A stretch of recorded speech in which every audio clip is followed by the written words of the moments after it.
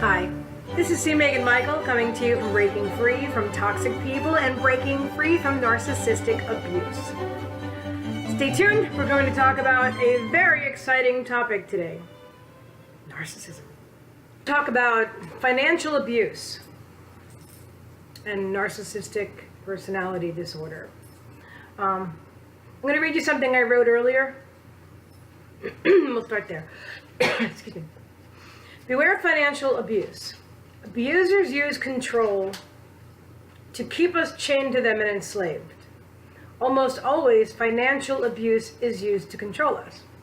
They use many different types of, they use many different things to control us, but finances are definitely one of them in a very significant way.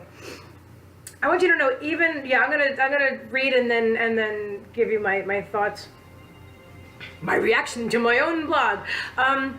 But it doesn't matter what position in life that you're in financially, none of that matters. What matters is that anything you have, they feel entitled to.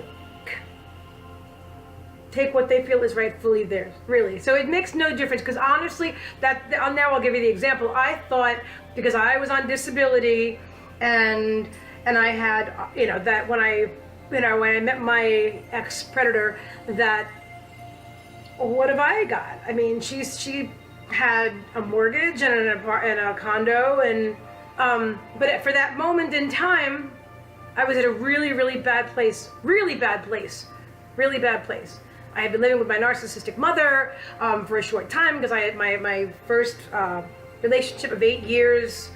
I was totally discarded, and I was heartbroken because I really, loved this person in the way, and so I was really heartbroken, and I lost my job that I was making really good money at.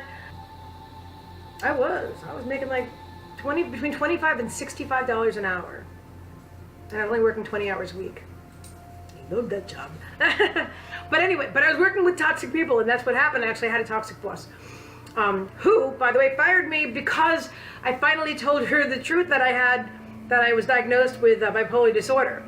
And she used that to fire me, which is illegal, and I contacted the EEOC, Equal Employment Opportunity Commission, but they didn't help me. I'm telling you, throughout life, you're going to find, unfortunately, that always, I was going to say try. Don't try to do anything, because when you try, you're not going to succeed. Always stand up for yourself, and, and contact the people that, do what you need to do to stand up for yourself. It may not always work out in your favor, but at least you know that you tried your best to self-champion. And that's really important, because otherwise you're a victim, and a lot of us have been there. We understand. All right, so anyway, let me go back to so bottom line is, it doesn't matter whether you have, I had nothing at the time. I had a really nice apartment, a car, a great job, and an 8-year relationship, and all of it was gone. And then I meet this woman, and she goes, "Oh, well, you can move into my other bedroom, for free for now, until you get yourself together, blah blah blah." And I thought, I have nothing to offer this person, and I felt, because I had nothing to offer me, I felt like this big, and so I didn't have the self-love that I'm establishing now and stuff. I didn't have any of that. I didn't have any of that. So I was lost. I was completely lost. And so I didn't think I had anything to offer this person. And so I would never have even thought to imagine that this person could be taking financial advantage of me in any way. Truly, it took me like 10 years now to realize that I was also the victim of financial abuse. Okay, I'll continue. So, all right, almost always financial abuse is used to control us. Some ways that narcissists and sociopaths control us financially are by convincing us to give them money. We buy them things in order to try and please the unpleasable. I'm playing with my little crystal ball. Isn't that so cute? Little crystal ball. I'm the envy of all psychics now. Wait, I'm just a little psychic. I killed myself. I'm a little psychic. Get it? All right, anyway. Hello, pause. All right, we buy them things in order to try and please the unpleasable. We are trained to ignore our own wants and needs. Instead of self-care, we focus all of our care and love externally on someone who only takes and never gives. Based on he thinks I'm holding a treat. He thinks I'm holding a treat. Look at him. He's like, okay, then at least look over here at the camera. No, over here. Oh, don't you see my hand? He's like, yeah, I do. Sit. Sit. I love him so much. Oh, sorry. I get very enthusiastic about it. Hello, sit. Down. Good. Thank you, pause. All right, we shall continue. Notice I'm trying to lean against the outlet, which is always in the shot. Like, don't look at the outlet. It's ugly. I have artwork to put on the walls in this room, but I don't know. I kind of like it this way right now.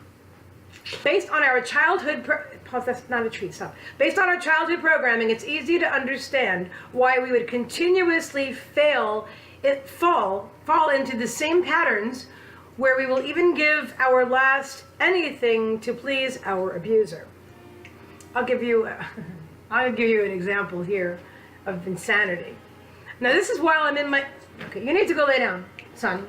Okay, I need you to excuse me for just a moment. What? He's looking at this one. Sit down, lay down, down, stay.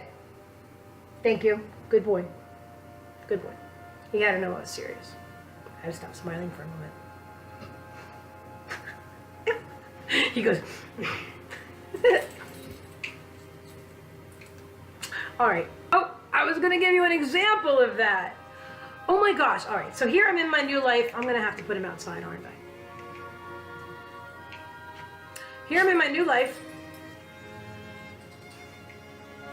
And I escaped my ex-narcissist predator, and I'm living in I'm dissociating here because this is a hard thing to talk about.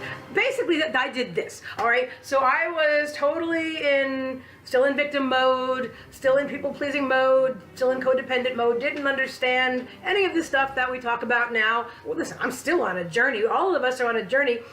I believe we're on different points in our journey. I think all of our journeys, all of our paths are different, but all headed in the same direction toward awareness and enlightenment. And I believe we are all, Megan and Paws and Trixie, all four of them are going crazy in here. I've got to stop playing with the crystal ball. It's making them nuts.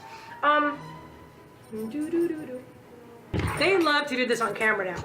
They are such camera hogs. Look at the you know what breed they are? Attention hounds.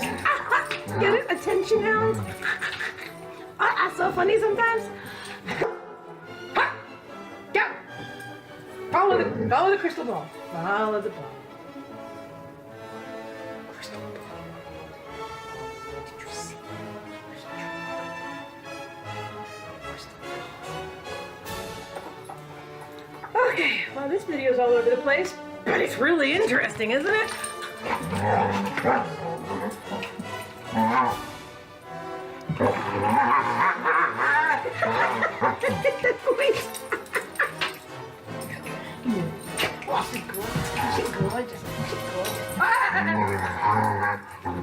All right, so I was going to tell you that I literally gave the bottom line is I literally gave the shirt off my back to a narcissist.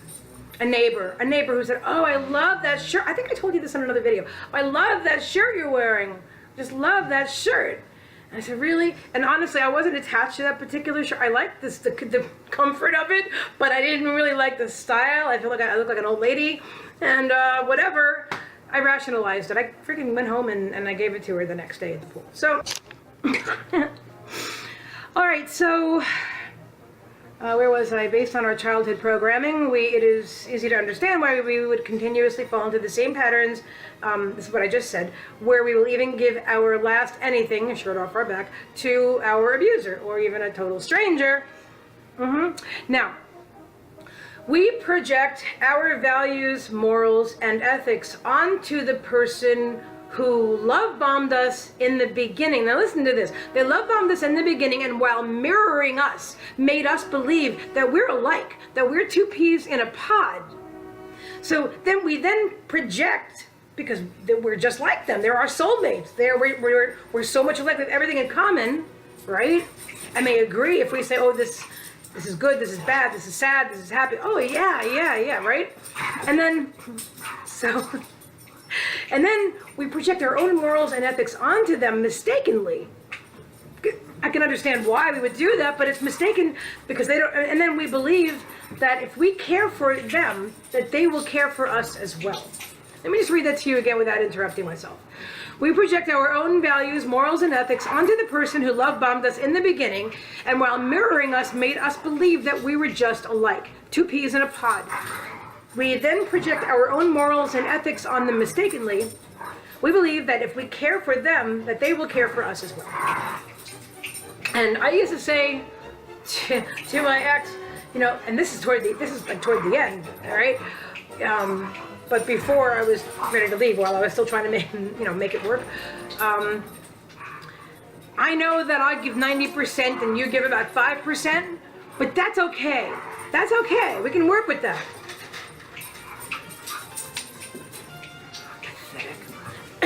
We need to realize that we have value. We have worth. We are loved. We are enough. We do not need these people to put us down. Anyway, let me continue before I go off on a rant. Yeah! So we give and allow them to take and take, all the while waiting for the impossible. They will never give back. They will never put you first. Our truth, in fact, is that you will never matter as a human being or a soul with these individuals.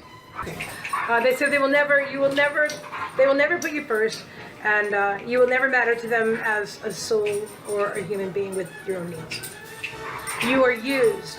You are narcissistic supply. This is going to be the title of this video. You are narcissistic supply. Why you are narcissistic supply? There you go. Your humiliation, hurt, pain, shame. Read that again. Your humiliation, your hurt, your pain, your shame, your guilt, which is their projection of themselves onto you, their own feelings about themselves. There's nothing you can do, there's nothing you can give them or do for them or allow them to do to you that will ever help save or change them. I was inspired this morning when I wrote this stuff. Seriously, you need to think about this. So there's nothing you can ever do for them, allow them to do to you, or give them that will ever help save or change them. The good heart buried deep within doesn't exist. There is no good heart, no matter how good you are to them, because that's what we do. We think, oh, they had so much trauma in childhood, which often they did. So did we. That's why we relate, except they're not like us at all. It's like we have all the emotions, they have none. So stop fooling yourself, children. Stop fooling yourself into believing that things will be different, if only.